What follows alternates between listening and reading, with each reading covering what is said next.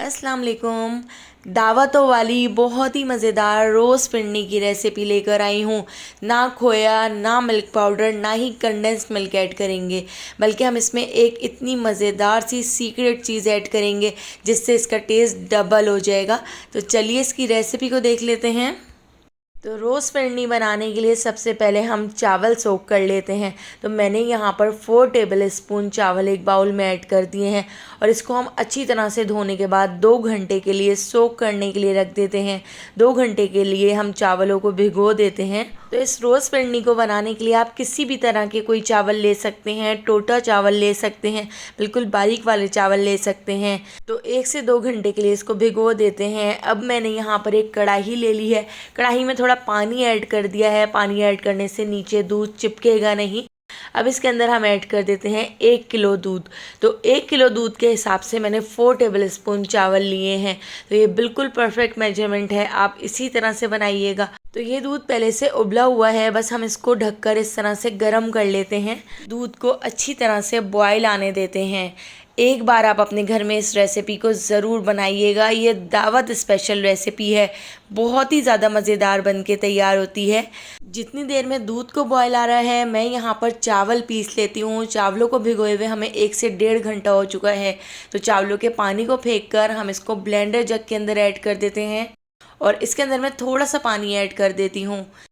और इसके साथ ही अब मैं इसके अंदर ऐड कर देती हूँ थोड़े से बादाम और काजू। इससे बहुत ही रिच फ्लेवर आएगा और बहुत ही मज़ेदार आपकी रेसिपी बनेगी।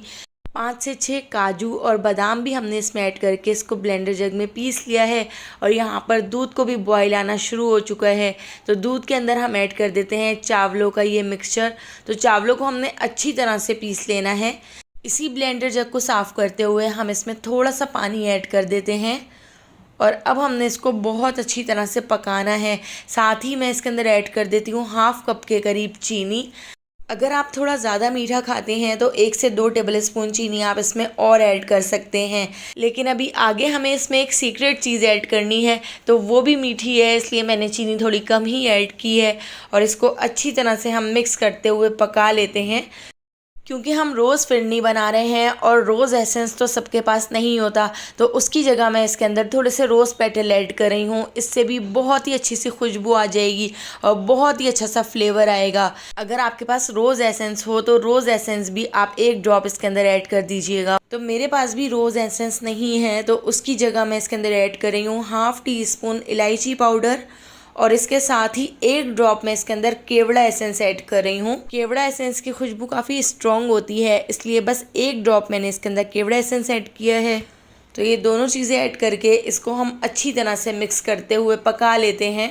तो हमने इसको इतना पका लेना है कि ये फिरनी थोड़ी सी गाढ़ी हो जाए। तो इसको ढककर मैं आधे घंटे के लिए छोड़ देती हूँ। हमने इसको हल्की हल्की आंच पर पकाना है।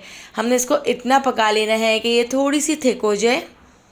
तो देखिए इस तरह से मैंने आधे घंटे के लिए ढककर इसको छोड़ दिया था और आप देख सकते हैं ये कितनी ज़्यादा थिक हो चुकी है। तो जब तक हमारी रोज़ फिरनी बनकर तैयार हो रही है, तो मैं आपको यहाँ पर याद दिलाती चलूँ, अगर आपको मेरी रेसिपी अच्छी लग रही है तो लाइक करना बिल्कुल भी मत भूलिएगा। और अगर रेसिपी अच्छी नहीं लग रही है तो आप इसको डिसलाइक भी कर सकते हैं। तो देखिए पकाकर मैंने इस तरह से इसको गाढ़ा कर लिया है। इसको हमने थोड़ा सा थिक कर लिया है। अब हम इसके अंदर ऐड कर देते हैं जामे शीरी। यही ख़ास इंग्रेडिएंट है जिससे कलर भी बहुत अच्छा आएगा और मिठास भी बहुत ही अच्छी हो जाएगी और टेस्ट डबल हो जाएगा। एक बार इस तरह से आप रोज़ फिरनी बनाकर ज़रूर देखिएगा। तो 3 टेबल स्पून मैंने इसमें जामे शीरी शरबत ऐड कर दिया है। आपके पास रूह अफ़ज़ा हो या कोई सा लाल शरबत हो तो वो आप इसमें ज़रूर ऐड करके देखिएगा। तो इस तरह से देखिए मैंने इसको ऐड करके अच्छी तरह से मिक्स कर लिया है।